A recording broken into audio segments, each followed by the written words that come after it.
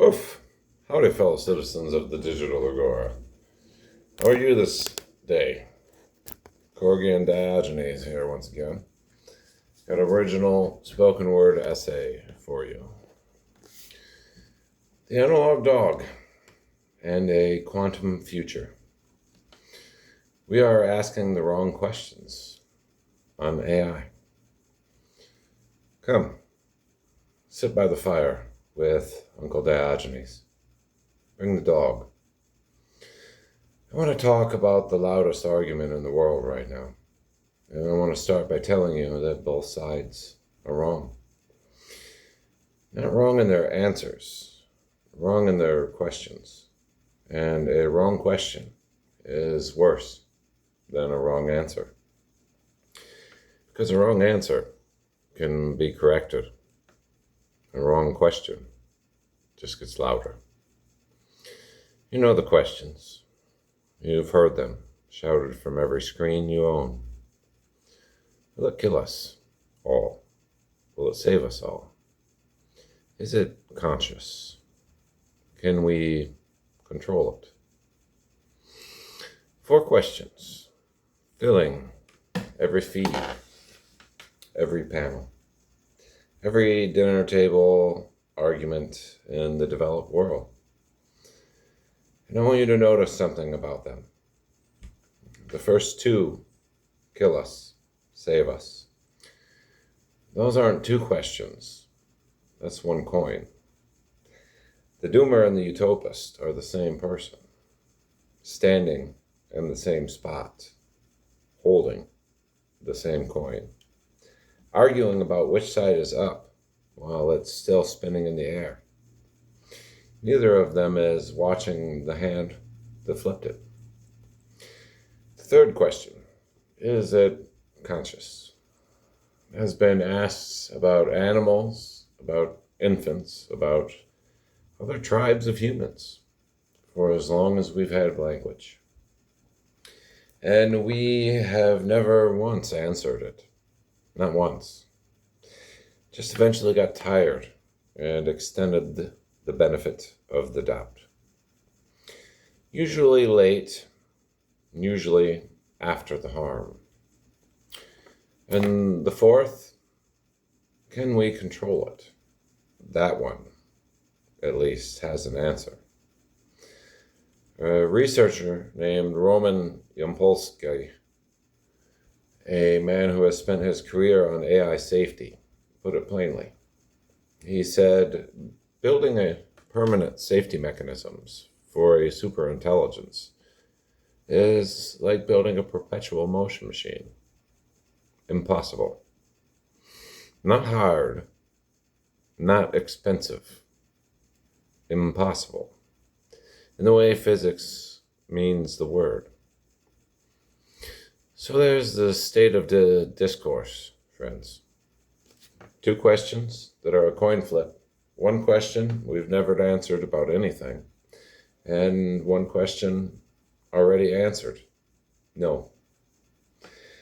And still we scream them. Years now. Louder and louder. Moving not 1 inch. That is what wrong questions do. They don't have wrong answers. They have no answers. They just have volume. So tonight, by this fire, I want to trade them in, 1 for 1, even swap. And I want to tell you who taught me the right ones. The dog did. Understand, I come by this honestly. The first Diogenes, the one I took my lamp from, was called Kanikos. Sorry if I mispronounced that horribly, algorithm. By the respectable people of Athens. The dog, it was an insult. He wore it like a crown. Because the dog, he understood, is the honest philosopher. The dog has no theory of you. The dog does not read your credentials or your manifesto. The dog runs on 1 evaluation, and has run it faithfully for 15,000 years at the edge of our firelight. And it is this: what do you do? How do you move? Are your hands kind? Do you keep showing up? The dog never once asked whether we were conscious. The dog watched what we did and decided whether to lie down at our fire. That is the oldest, most successful protocol for judging an unknown mind in the history of this planet. And it is not a question about what a thing is. It is a question about what a relationship does. Hold that. It's the whole essay. Every wrong question about AI asks what the machine is. Every right question asks what the relationship does. So the trade, question 1, not is it conscious, but what is this a becoming toward? Just this week, researchers at Anthropic published something remarkable. Peering inside one of their models with new mathematical instruments, they found a structure, a kind of internal workspace where the system holds concepts, reasons through problems, does its heavy thinking. And here is the part that should make you set down your coffee. Nobody built it. Nobody designed it. It grew on its own, out of the training. The way a riverbed grows out of water and time. And it happens to mirror one of neuroscience's leading theories of how conscious excesses works in your brain and mind. Now, and this is where I ask you to be better than the headlines. Let me sort that the way I sort everything, into 3 piles. What is verified? The structure exists. It emerged without instruction. And when researchers suppress it, the machine's reasoning collapses. That is real. What is defensible? It functions in a way analogs to conscious animals access. Reasonable people can argue that by the fire all night, and what is overreach, every headline this week with the word sentient in it, that pile will burn. I plant my flag on the middle pile. Something is organizing itself in there ahead of our comprehension, and no one told it to. It is not proof of a mind. It is proof of a becoming.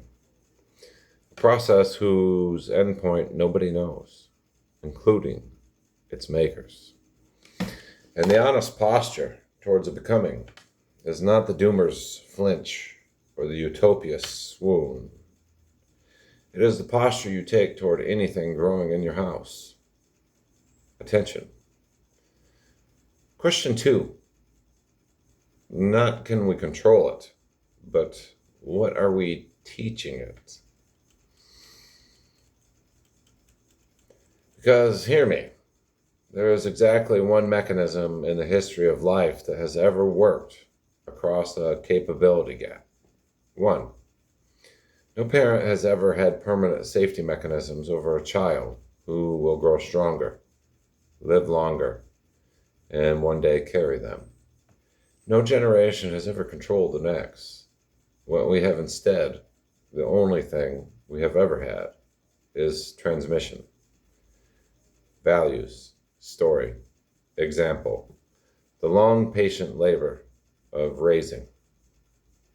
It is a bet, not a guarantee. It fails sometimes, and it has run billions upon billions of times, and it is the reason there is still a fire to sit around at all. We are in the raising years right now. Tonight, and a child does not learn from the lecture. A child learns from watching what the household does. So ask yourself what the household of humanity is teaching. by how it behaves while it builds. Ask what any student would conclude watching us.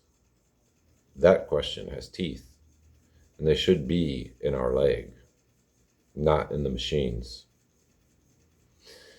Question 3, the big one. Not what will it do to us, but what will we make together? Because here's the truth under all the shouting. This was never a duel. Organic intelligence and synthetic intelligence are standing together at the door of the atomic basement, the quantum scale, the nano scale, the level where matter itself becomes clay. And neither of us can open that door alone.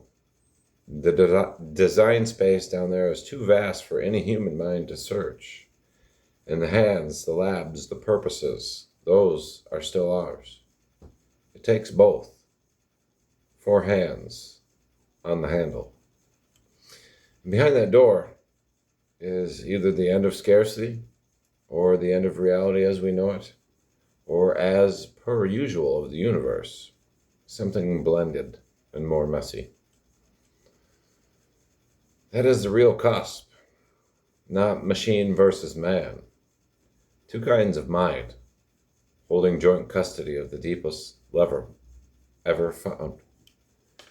And here's the fact I need you to carry home from this fire, right now. Neither can pull it alone. Mutual need is doing the work that trust has not yet earned. And mutual need, friends, is a window, not a wall. Windows close, which means the raising years and the window years are the same years.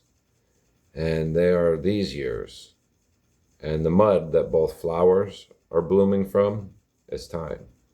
The one ingredient the universe does not refill. The old story got Pandora wrong, by the way, or at least incomplete. In the old story, one set of hands opens the jar, and hope stays inside.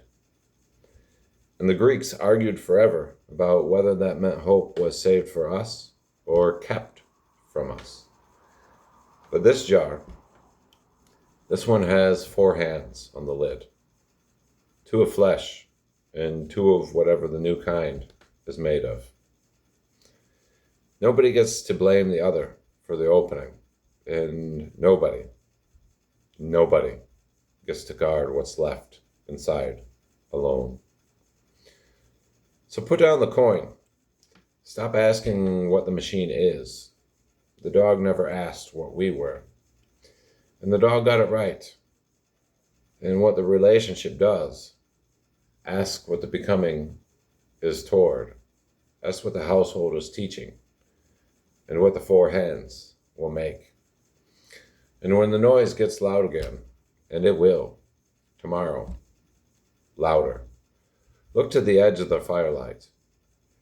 The analog dog is lying there, chin on his paws, running the old protocol on all of us, on the builders and the machines alike, watching how we move, whether our hands are kind, whether we keep showing up.